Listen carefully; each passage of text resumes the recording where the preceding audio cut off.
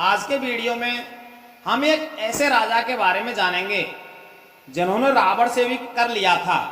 महाराज जनक का नाम तो सबने सुना होगा, जो कि माता सीता के पिता थे, जिन्हें विदेह जनक कहा गया है।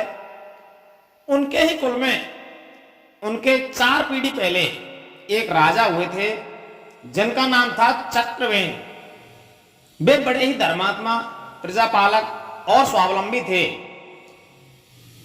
चक्रवेन राज्य के धन का उपयोग अपने निजी कार्यों में नहीं करते थे, अर्थात राज्य कोष में जो भी धन होता है उसको राजा चक्रवेन अपने व अपने परिवार के लिए खर्च नहीं करते थे। प्रजा से जो कुछ भी कर के रूप में धन लिया जाता था वह सारा धन प्रजा की सेवा में ही लगा देते थे। इस कारण से प्रजा पर उनका बड़ा प्रभाव था। राजा चक्रवेन के राज्य में राम राज्य की भांति कोई भी व्यक्ति दुखी नहीं था। प्रजा सब प्रकार से सुखी थी। राजा अपने जीवन निर्वाह के लिए स्वयं खेती किया करते थे। वे स्वयं अपनी रानी सहित अपने खेतों में फसल उगाते और स्वयं ही हल चलाते थे, और उससे जो भी धन उन्हें मिलता था उसी से अपने परिवार का गुजारा करते थे। इस कारण से उनकी पत्नी, जो कि उस राज्य की महारानी थी, उनके पास कोई भी आभूषण या सुंदर वस्त्र नहीं थे। उनका जीवन एक सीधे साधे सदाचारी किसान के जैसा था। एक दिन राजा चक्रवेन के राज्य में एक बड़ा भारी उत्सव हुआ। उसमें नगर से, अन्य प्रांतों से भी लोग आए। उस उत्सव में समस्त नारियां सुंदर सुंदर वस्त्र और आभूषणों से सजी हुई थीं। यूं तो साधारणतः भी स्त्रियां रानी से मिलने आती थीं, लेकिन उस दिन उत्सव के कारण भारी मात्रा में जो नारियां थीं वे रानी के पास पहुंची। तो उन्होंने देखा कि रानी ने तो साधारण से वस्त्र पहन रखे थे। तो उन्होंने रानी से कहा कि हे महारानी, आप तो इस राज्य की महारानी हैं, आपके वस्त्र तो हमसे भी अच्छे होने चाहिए, परंतु आपने तो साधारण वस्त्र पहन रखे हैं। इस उत्सव के अवसर पर तो आपको अवश्य साज श्रृंगार करके उत्तम वस्त्राभूषण पहनने चाहिए थे। इस प्रकार से वे नारियां इस प्रकार रानी से कहकर के वहां से चली गईं।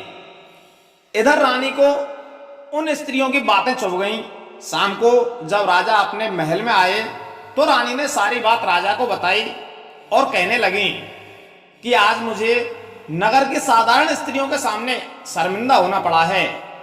रानी की बात सुनकर राजा चक्रवेन रानी को समझाने लगे कि हे प्रिय, तुम तो जानती ही हो कि हम राजा जरूर हैं, लेकिन अपना खर्च खेती से ही करते हैं, और खेती में जितना पैदा होता है वह सारा धन खर्च हो जाता है।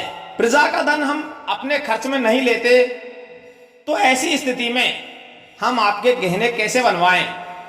इस प्रकार से रानी को दुखी होता देख राजा बोले कि तुम्हारी हर खुशी का ध्यान रखना हमारी जिम्मेदारी है, हमारा कर्तव्य है।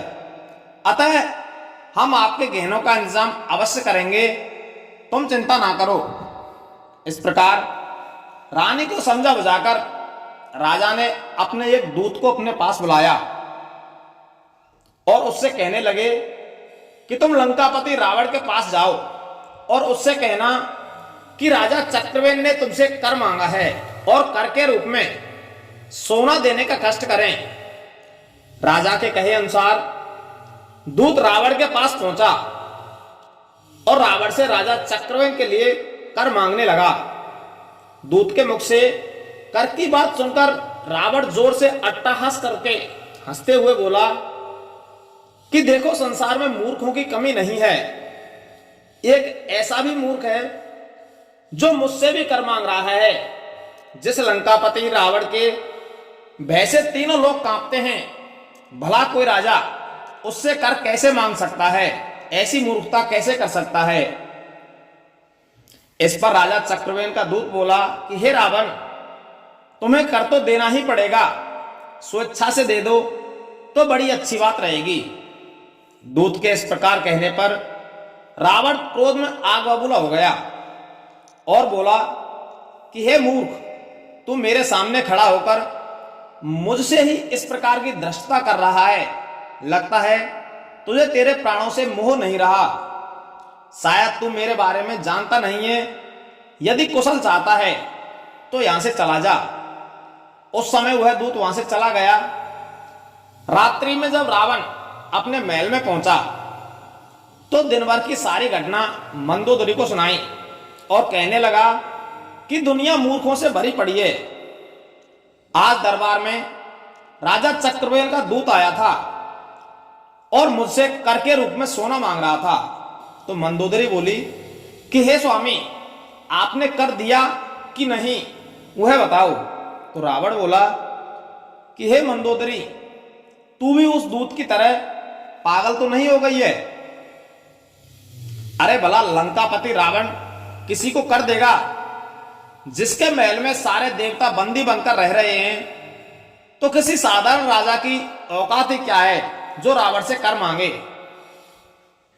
रानी मंदोदरी बोली, महाराज, मैंने अपने सतत्व के प्रभाव से राजा चक्रवेन के बारे में सब कुछ जान लिया है। इसलिए कहती हूं कि राजा चक्रवेन जो मांगे आप उन्हें दे दीजिए, क्योंकि वह बड़ा ही प्रभावशाली है। इतना कहकर मंदोदरी रावण को छत पर ले गई, जहां पर वह रोज कबूतरों को दाना डाला करती थी। वहीं पर वह रावण को ले गई। उसने कबूतरों को दाना डालकर उनसे दाना चुगने को कहा तो सारे कबूतर दाना चुगने लगे। तभी मंदोदरी ने उन कबूतरों से कहा कि तुम्हें लंकापति रावण की दुहाई है, कोई भी दाना मत चुगो। रावण की दुहाई देने पर भी कबूतरों ने दाना चुगना बंद नहीं किया। फिर मंदोदरी ने राजा चक्रवेन की दुहाई दी तो तुरंत ही एक कबूतर को छोड़कर सभी ने दाना चुगना बंद कर दिया। जिसने दाना चुगना बंद नहीं किया था उसका सर तुरंत ही फट गया, उसकी मृत्यु हो गई। फिर मंदोदरी बोली, देख लिया महाराज, आपने अपना और राजा चक्रवेन का प्रभाव। रावण बोला, प्रिय, मैं इतना मूर्ख नहीं हूं। मैं यह अच्छी तरह जान गया हूं कि यह तुम्हारी ही किसी माया का प्रभाव है। इतना कहकर रावण वहां से चला गया और अपने दरबार में पहुंचा। राजा चक्रवेन का दूत फिर वहां आ गया और बोला, हे लंकापति रावण, आपने कर देने के बारे में क्या सोचा है? क्या आप कर देना चाहते हैं अथवा नहीं? और यदि आप कर देना नहीं चाहते हैं तो मेरे साथ एक बार समुद्र के किनारे पर चलें। दूत की बात सुनकर रावण उसके साथ समुद्र के किनारे पहुंचा, क्योंकि रावण को उस दूत से किसी प्रकार का कोई भय तो था नहीं, इसलिए वह उसके साथ चला गया। समुद्र किनारे पहुंचकर राजा चक्रवेन के दूत ने समुद्र की पार पर जो समुद्र की रेतीली मिट्टी होती है, रेत होती है, उस रेत से ही पूरी लंका का नक्शा बना दिया। लंका नगरी उस रेत से बना दी और उस रेत की नगरी को दिखाते हुए रावण से पूछने लगा कि हे लंकापति, आप एक बात बताएं कि क्या आपकी नगरी ऐसी ही दिखती है? तो रावण ने उस रेत की नगरी को देखते हुए कहा कि हां, मेरी नगरी, मेरी लंका बिल्कुल ऐसी ही है। फिर दूत ने कहा कि हे लंकेश, अब जरा ध्यान देकर मेरी तरफ देखो। मैं जो करने जा रहा हूं उसे समझने की कोशिश करना। यह कहकर उस दूत ने जो मिट्टी की या रेत की लंका बनाई थी, उस रेत की लंका का एक किनारा या एक द्वार अपने हाथों से मिटा दिया। इधर दूत ने रेत की लंका का द्वार मिटाया था, उधर सचमुच की जो लंका थी रावण की, उसका एक दरवाजा फूट के गिर गया, तहस नहस हो गया। यह दिखाकर दूत बोला कि हे रावण, अब बताओ कि कर देते हो या एक हाथ मारकर मैं तुम्हारी पूरी लंका को नष्ट भ्रष्ट कर दूं। रावण यह सब देखकर डर गया और दूत से बोला कि तुम्हें जो भी और जितना भी धन चाहिए, जितना भी स्वर्ण चाहिए, वह ले जाओ, परंतु यह बात किसी को बताना मत। दूत ने रावण से सोना लिया और वापस राजा चक्रवेन के पास आ गया। चक्रवेन के पास आकर वह सारा सोना उस दूत ने राजा को दे दिया और राजा ने उस गहने के बहुत से आभूषण बनवाकर रानी को दिखाए। जब राजा ने वे आभूषण रानी को दिए तो रानी उन्हें देखकर आश्चर्यचकित रह गई और बोली कि हे स्वामी, इतना सारा स्वर्ण हमारे पास कहां से आया। तब राजा ने रानी को बताया, ये सब आभूषण सोने के हैं और यह सोना मुझे लंकापति रावण से कर के रूप में मिला है।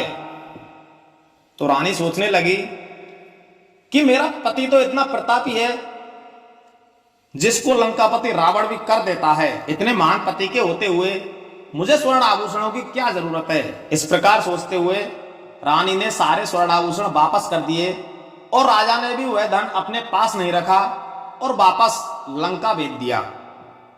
तो इस प्रकार से दोस्तों, चक्रवेन वह राजा थे जिन्होंने रावण से भी कर लिया था। रावण भी जिनको टैक्स दिया करता था, ऐसे राजा हुए थे राजा चक्रवेन। हमारा यह वीडियो यदि आपको पसंद आया हो तो इस वीडियो को ज्यादा से ज्यादा लाइक करें, शेयर करें और हमारे